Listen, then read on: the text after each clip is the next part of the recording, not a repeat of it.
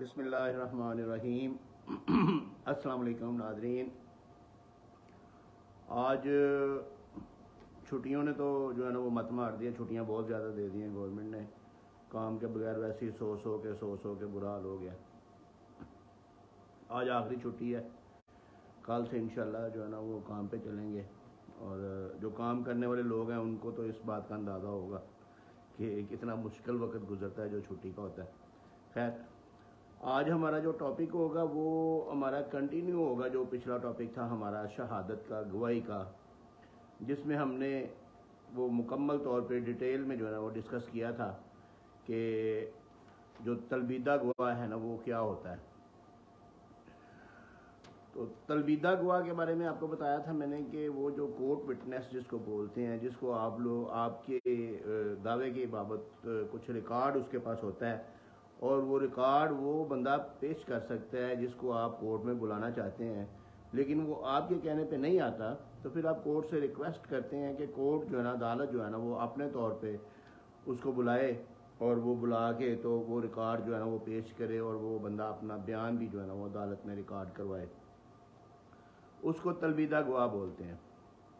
और तलबीदा गवाह की ज़रूरत क्यों होती है वो भी मैंने आपको पिछली वीडियो में सारा समझाया था कि तलबीदा गवाह जो है ना वो रीढ़ की हड्डी होता है आपके केस की, कि उसको बुलाना लाजमी है। जो भी आपके केस की बाबत रिकॉर्ड है वो तलबीदा गवाह ने पेश करना है और फिर वो आपके केस की जो है ना ऑथेंटिसिटी या इंटीग्रिटी वो 100% पे चली जाएगी और वो आपके हक में हो जाएगा।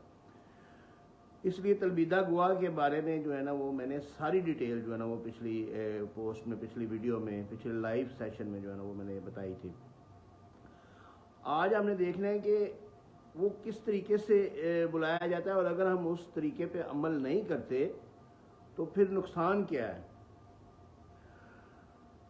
जिस वक्त अगर तो आपका केस कोई स्टे मैटर है या कोई डेक्लेरेटरी सूट है उसमें स्टे एप्लीकेशन लगी हुई है, इवन के विदाउट स्टे मैटर, जिस वक्त जवाब दावा आ जाता है तो उसके बाद अगर स्टे मैटर है तो एक स्टेज आती है कि स्टे एप्लीकेशन डिसाइड होनी है। हुक्म इम्तनाई की एप्लीकेशन जो दरख्वास्त होती है ना उसका फैसला करता है जज जो है ना, उसका फैसला करता है, अदालत उसका फैसला करती है। वो आपके हक में हो या उसके आपके खिलाफ हो उस तक का कोई इशू नहीं है, लेकिन जिस वक्त वो डिसाइड होता है उसके बाद इशू फ्रेम करता है कोर्ट जो है ना, वो इशूज़ तनकीहात जिसको उर्दू में बोलते हैं, तनकीहात वज़ा की जाती हैं, इश्यूज़ फ्रेम किए जाते हैं। और जिस वक्त इश्यूज़ फ्रेम किए जाते हैं तो एंड के ऊपर एक लाइन लिखी जाती है कि दोनों पार्टियां इश्यूज़ फ्रेम होने के 7 दिन के अंदर अंदर अपनी फहरिस्त गवाहान पेश करें। जैसे कि मैंने पिछली वीडियो में बताया था कि बाकी केसेस जो होते हैं ना, जो रेंट कंट्रोलर का केस है उसमें भी पहले गवाहान के एफिडेविट दे देते हैं।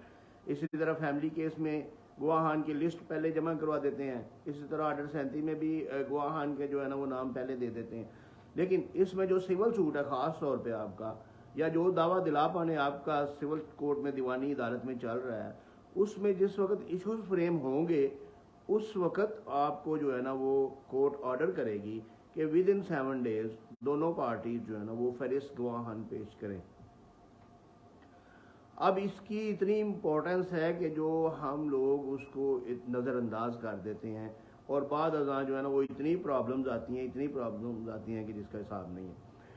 फहरिस्त गवाहान जिस वक्त आपने पेश करनी है उसमें आपने बाकायदा अपने प्राइवेट गवाहान और तलबीदा गवाहान का जिक्र करना है, उसमें राइट डाउन करना है, उसमें आपने लिखना है कि ये बंदे जो है ना इनके पास ये रिकॉर्ड है और ये बंदे मेरे कहने पे नहीं आ रहे, इसलिए इनको कोर्ट विटनेस जो है ना कोर्ट खुद उनको समन करके नोटिस करके उनको तलब करे और उनकी शहादत रिकॉर्ड करे।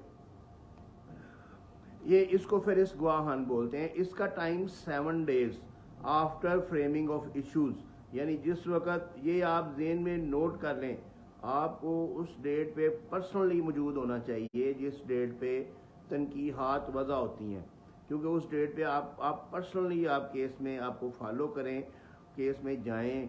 जब तनकीहात वज़ा होती हैं उसके 7 दिन के अंदर अंदर आपने फहरिस्त गवाहान जमा करवानी है, भले उसकी डेट महीने की हो, 2 महीने की हो, जिस वक्त आपने फहरिस्त गवाहान जमा करवानी है, उसके ऊपर आपने एक छोटा सा एक साइड पे लिख देना है कि लास्ट डेट ये थी, फहरिस्त गवाहान जमा करवाने की डेट ये है और नेक्स्ट डेट इसकी ये है।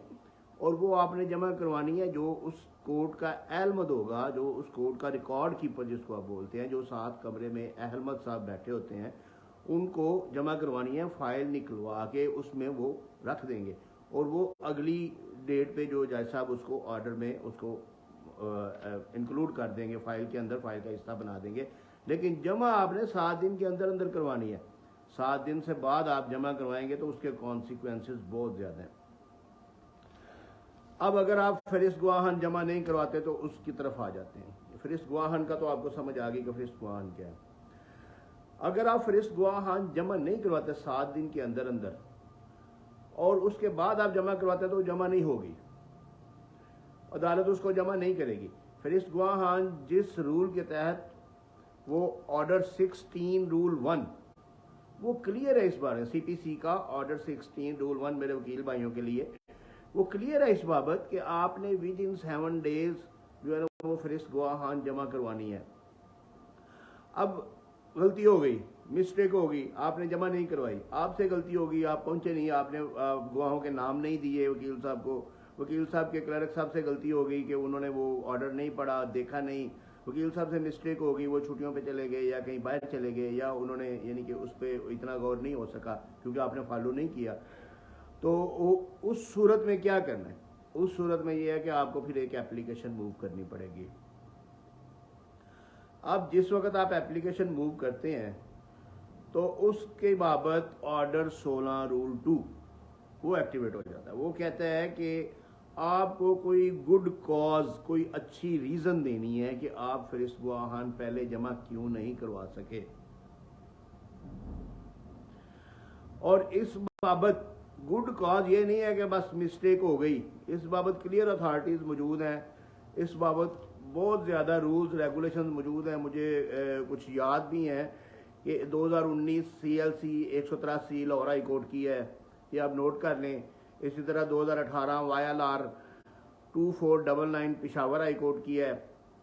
इसी तरह 2018 YLR 2292 ये उसकी है, ये भी पेशावर हाई कोर्ट की है गालबन।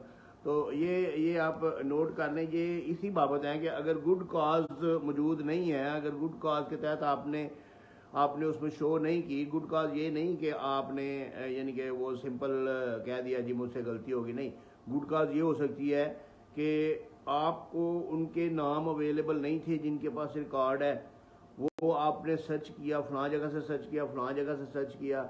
गुड कॉज ये हो सकती है कि आप हॉस्पिटल में एडमिटेड थे, आपको हॉस्पिटल का सर्टिफिकेट देना पड़ेगा साथ। गुड कॉज ये है कि आप फॉरेन में थे, बाहर गए चले थे फौरी तौर पे इमरजेंसी में किसी सूरत में, या गुड कॉज ये हो सकती है कि कोई ऐसा करीबी जिसकी डेथ हो गई है जिसकी वजह से आप बिजी रहें। लेकिन वो सारा कुछ विद एविडेंस आपको देना पड़ेगा, अदरवाइज आपकी एप्लीकेशन एक्सेप्ट नहीं होगी।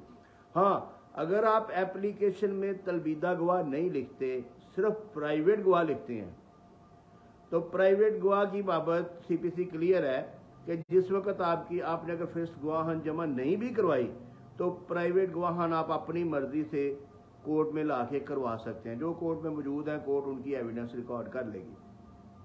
लेकिन तलबीदा गवाहान जो आपके केस की रीढ़ की हड्डी हैं, उनके लिए अगर आपने फहरिस्त गवाहान जमा नहीं करवाई तो फिर आपके लिए मुसीबतें ही मुसीबतें हैं। क्योंकि उसके बाद अभी 2023 में भी एक केसला जो है ना बड़ा, वो भी मेरे पास नंबर नहीं है, शायद मेरे पास वो मेरे दूसरे मोबाइल में वो मैं देखता हूँ, तो उसमें ये है कि उसमें भी यही क्लियर कट ये बात बताई गई है कि आप जो है ना वो अगर आपके पास कोई गुड कॉज आप नहीं बयान कर सके, आप बता नहीं सके, तो उस सूरत में आप, हाँ है ये 2023 YLR 431, 2023 YLR 431, इसमें भी क्लियर कट यही लिखा गया है कि अगर गुड कॉज आपके पास नहीं है, कोई वजह ऐसी नहीं है कि जिसकी वजह से आप फहरिस्त नहीं जमा करवा सके, तो फिर आप दोबारा जमा नहीं करवा सकते, फिर आपकी फहरिस्त दोबारा जमा नहीं होगी। और इस वजह से कई केसेस जो है ना वो उड़ भी जाते हैं। हाँ, अगर सिर्फ आपने प्राइवेट गवाहान की हद तक आपने फहरिस्त जमा करवानी है तो वो जमा हो जाएगी। बाद में एप्लीकेशन भी वो आपकी एक्सेप्ट हो जाएगी, आपको कुछ कॉस्ट पड़ेगी तो एप्लीकेशन एक्सेप्ट हो जाएगी। अगर आप एप्लीकेशन नहीं भी देते या फहरिस्त भी जमा नहीं करवाते, आप वैसे भी प्राइवेट गवाहन करवाना चाहते हैं तो वो आपके हो जाएंगे। प्राइवेट गवाहन की हद तक किसी को कोई एतराज़ नहीं है, किसी कोर्ट को एतराज़ नहीं है। लेकिन चूंकि तलबीदा गवाहन, अब तलबीदा गवाहन जो है ना वो चूंकि उनके पास सारा रिकॉर्ड होता है। अगर आपने किसी इंतकाल को चैलेंज किया है, मैं आपको एग्जांपल देता हूं, अगर आपने किसी इंतकाल को चैलेंज किया है तो आपने पटवारी को बतौर गवाह उधर बुलाना है। वो इंतकाल की कॉपी, इंतकाल का रिकॉर्ड लेके आपके पास आएगा, उधर कोर्ट में आएगा और आके अपनी शहादत देगा। अगर वो नहीं करता तो फिर तो इंतकाल की ऑथेंटिसिटी आप साबित ही नहीं कर सकते। इसलिए तलबीदा गवाह जो है ना वो इंतहाई ज़रूरी है।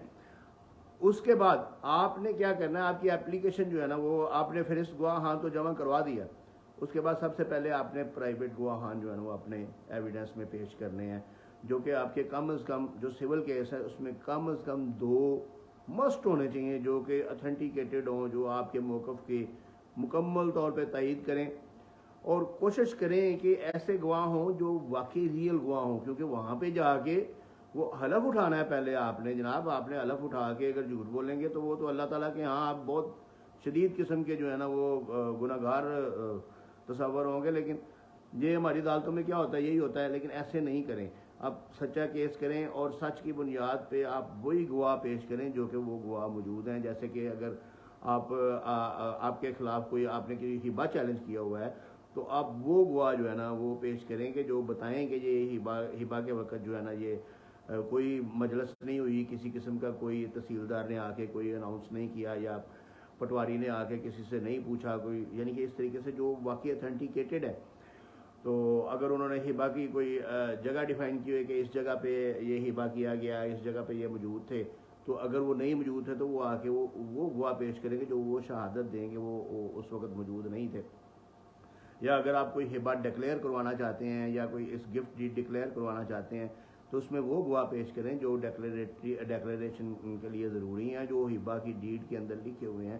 तकमील मुआहदा में जो आपने वो तकमील मुआहदा के वक्त जो गवाह उस वक्त मौजूद थे उन्हीं का नाम लिखें। वैसे तो हमारी प्रैक्टिसेस ही ऐसी हैं कि हम यानी कि वो झूठ की बुनियाद पे चलते हैं सारा कुछ। हमने कभी वो जिस वक्त हम इकरारनामा लिखते हैं, तहरीर करते हैं, तो गवाह तो मौजूद ही नहीं होते, उनका नाम वो शनाख्ती कार्ड का नंबर मंगवाई यार, वो शनाख्ती कार्ड का नंबर लिख लिया, उसका नाम लिख लिया, उसका एड्रेस लिया, मैं तेरी गवाही कौन लूँ डैड साहब। तो इस तरह ना किया करें। प्रॉपर शहादत जो है ना, शहादत वो तो उसके बारे में तो इस्लाम भी बड़ा सख्त है कि जो झूठी गवाही देने वाला जो है वो झूठी गवाही की मैंने एक वीडियो पहले अपलोड की हुई है, आप उसको देखें, आपको समझ आए कि अल्लाह ताला ने इसको किस तरीके से मना किया हुआ है कि झूठी गवाही देना जो है ना वो कितना शदीद नुकसान है, कितना शदीद अजाब है। तो टॉपिक से हट गए, हमारा टॉपिक था कि तलबीदा गवाह। फहरिस्त गवाहान आपकी जमा हो गई। उसके बाद जिस वक्त आपने प्राइवेट गवाहान अपने 2 या 3 करवा लेने हैं, उनके ऊपर क्रॉस एग्जामिन हो जाना है। उसके बाद आपने फिर कोर्ट में एप्लीकेशन देनी है कि ये मेरे तलबीदा गवाहान है। कई दफ़ा ऐसे भी होता है कि कोर्ट एप्लीकेशन नहीं मांगती, आज खुद से ही उनको पता फहरिस्त गवाहान दे के आपके वकील साहब बता सकते हैं कोर्ट को कि ये हमारे तलबीदा गवाहान हैं, इनके नोटिस, इनके समन जारी करें। तो फिर कोर्ट की ये रिस्पॉन्सिबिलिटी है, कोर्ट उनको हर सूरत में, भले उनको बैलफ भेज के बुलाना पड़े, भले पुलिस की सपोर्ट लेके बुलाना पड़े, लेकिन कोर्ट उनको बुलाएगी। और जिस वक्त बुलाएगी और जो आपने साथ रिकॉर्ड लिखा हुआ है अगर उनकी एक्सेस में है, अगर उनकी पहुंच में है, अगर उनके पास मौजूद है तो वो लेके आएंगे। और उसके बाद आपकी फिर वो जो है ना वो अपने बयान रिकॉर्ड करवाएंगे और दूसरे जो आपके मुखालफ जो वकील साहब हैं वो उसके ऊपर जो है ना वो क्रॉस एग्जामिन करेंगे। तो फिर आपकी जो है ना शहादत, जो ज़बानी शहादत है वो कंप्लीट होगी। ज़बानी शहादत जो है ना इस तरीके से कंप्लीट हो जाएगी आपकी, क्योंकि यानी कि आपने प्राइवेट गवाहान भी करवा लिए, आपने जो है ना तलबीदा गवाहान भी करवा लिए। तो इस वक्त तक आपने ये चीज़ अंडरस्टैंड कर लेनी है।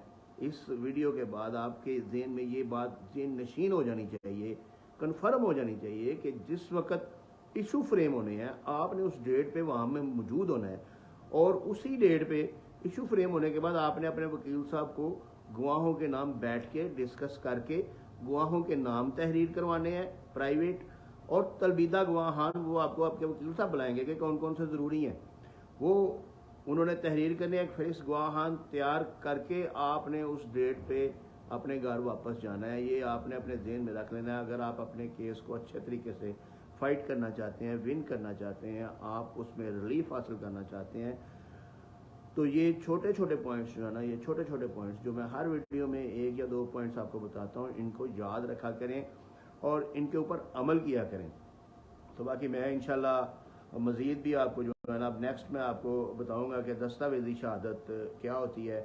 اس کے بعد کیونکہ وہ سٹیپ آتا ہے دستاویزی شہادت کا کیا ہوتی ہے اور کس طریقے سے سبمٹ کروائی جاتی ہے, اور کہاں کہاں سے کون کون سے کیسے کیسے ڈاکومنٹس حاصل کرنے ہیں اور وہ کس طریقے سے جمع کروانے ہیں.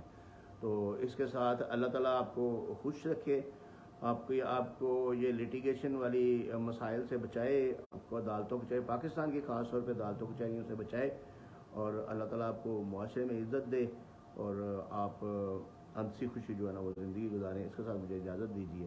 اللہ حافظ.